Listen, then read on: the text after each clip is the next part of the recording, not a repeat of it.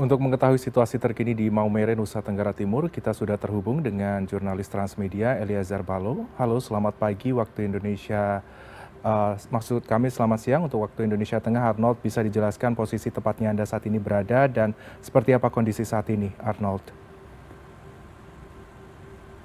Baik, Freddy. Saat ini saya berada di Rumah Sakit TC Hilas Maumere, yang mana di sini para pasien masih berada di tenda-tenda yang dibangun oleh Kementerian Sosial dan BNPB untuk mengevakuasi para pasien yang kemarin pada saat kemarin terjadi gempa bumi. Dan memang ada beberapa masih ada puluhan pasien juga yang dirawat di tenda-tenda karena memang belum berani masuk ke dalam gedung rumah sakit karena memang masih dikhawatirkan terjadinya gempa susulan. Seperti yang berada di belakang saya ini adalah tenda daripada unit gawat darurat yang disiapkan. Untuk tenda-tenda pasien yang dirawat juga berada di sebelah barat dan di sebelah utara, sedangkan di ruang unit gawat darurat seluruh peralatan medis itu dikeluarkan di tenda untuk bisa menangani pasien gawat darurat. Begitupun dengan yang berada di tenda yang lain, itu juga para pasien itu mendapat pelayanan medis ataupun mendapat fasilitas kesehatan yang juga berlangsung di tenda.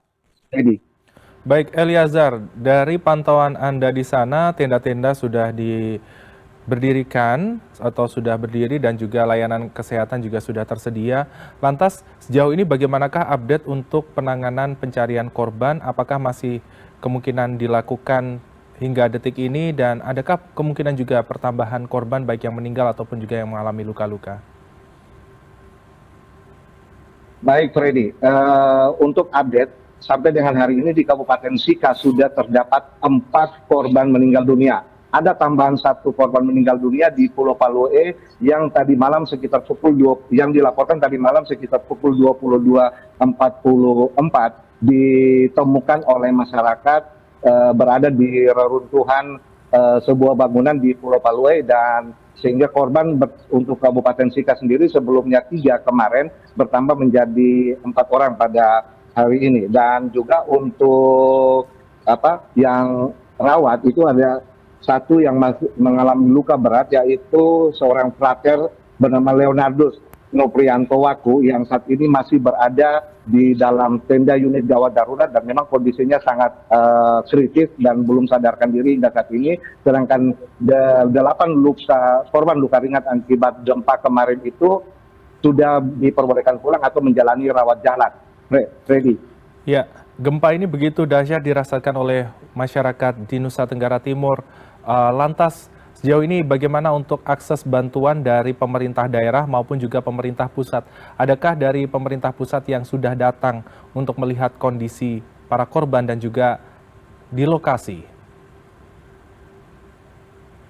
Kalau untuk dari pemerintah pusat sendiri memang yang kami tahu hari ini ada 2 menteri, yaitu Menteri PMK dan Kepala BNPB yang berkunjung ke Kabupaten ND dan juga direncanakan ke Manggarai yang menjadi salah satu tempat atau lokasi yang terdampak daripada gempa. Sedangkan di Kabupaten Sika di Kota Maumere sendiri memang belum terlihat pejabat dari pusat, namun kemarin Gubernur Nusa Tenggara Timur, Kapolda NTT, Danrem bersama Ketua DPRD berkunjung ke tempat ini, dan Kapolda Nusa Tenggara Timur Irjen Paul Rudi Darmoko kemarin memberikan bantuan sembako bagi 100 warga di salah satu titik pengungsian, yaitu di Polsek Alok, Polres Sika.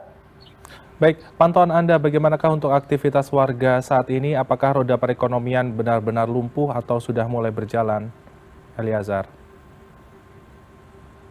Kalau untuk aktivitas masyarakat roda perekonomian itu sudah kembali pulih sejak kemarin sore. Tapi memang masih ada kekhawatiran dari masyarakat, sehingga warga yang berada di pesisir pantai yang tinggal di Kota Maumere maupun di beberapa tempat yang berdekatan dengan Kota Maumere ini masih mengungsi karena mereka enggan kembali ke rumah mereka karena masih khawatir terjadinya gempa susulan.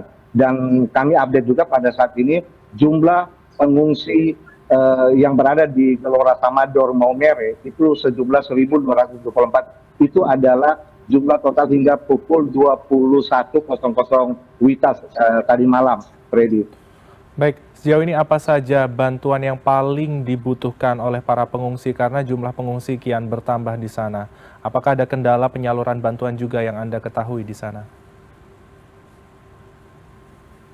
Kalau bantuan yang paling dibutuhkan oleh para pengungsi di tenda pengungsian Gelora Samador yang kami lihat sejak semalam itu adalah eh, selimut maupun alat-alat kewanitaan ataupun popok bayi dan juga makanan-makanan bayi yang memang sangat dibutuhkan oleh para pengungsi karena memang sejauh pantauan kami sejak semalam itu cukup banyak anak-anak bayi balita yang juga berada di lokasi tersebut beserta lansia yang juga harus tidur dengan beralaskan tikar ataupun dengan beralaskan terpal seadanya dan mereka harus berdesak-desakan karena memang ada hanya 8 tenda yang disiapkan atau dibangun di posko pengungsian tersebut dari total jumlah pengungsi itu ada 1.274 itu hingga pukul 21.00 Sabtu malam. Tapi bisa dipastikan bahwa ada penambahan lagi hingga siang hari ini, Freddy.